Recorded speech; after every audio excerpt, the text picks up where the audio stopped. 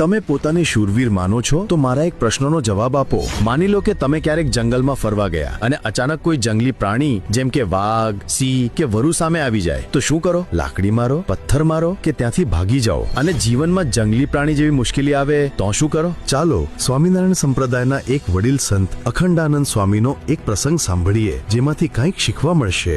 અખંડાનંદ સ્વામી સત્સંગ કરાવવા માટે મહારાજની આજ્ઞાથી દેશ વિદેશમાં વિચરણ કરતા। એકવાર એ તો ઘેલા સોમનાથના વેરાન જંગલમાંથી પસાર થઈ રહ્યા હતા। વિચરણ દરમિયાન સંજોગો વસાત સ્વામીના પેટમાં ગડબડ થઈ, પરિણામે સ્વામીને વારંવાર શૌચ જવું પડતું હતું અને પછી વારંવાર સ્નાન કરવા જવું પડતું હતું। વેરાન જંગલમાં સ્વામીએ ઉન્મત્ત ગંગાના કિનારે એક વૃક્ષ નીચે પોતાનું આસન જમાવ્યું, જેથી શૌચ ગયા બાદ સ્નાન કરવાની અનુકૂળતા રહે। વારંવાર શૌચ જવાને લીધે સ્વામીનું શરીર અત્યંત શિથિલ થઈ ગયું હતું, હરી ફરી શકાય તેવી સ્થિતિ રહી નહીં। એટલે થાકી ગયેલા અખંડાનંદ સ્વામી વૃક્ષના ટેકે બેસી મહારાજની મૂર્તિનું સ્મરણ કરવા માંડ્યા અને એ જ સમયે 4 ખૂંખાર સિંહો ત્યાં આવ્યા। સ્વામીએ સિંહોને જોયા પણ પોતે ઊભા થઈ શકાય તેમ ન હતું, એટલે સ્વામીએ વિચાર્યું જેમ મહારાજની મરજી તેમ થશે એમ વિચારી સ્વામી તો નિર્ભય થગા ભગવાનનું સ્મરણ કરવા લાગ્યા। સ્વામીની નિર્ભય અને પ્રેમાળ દ્રષ્ટિ સિંહો પર પડી કે તરત જ સિંહો જાણે પ્રણામ કરતા હોય તેમ પગ લંબાવીને સ્વામીની આસપાસ બેસી ગયા।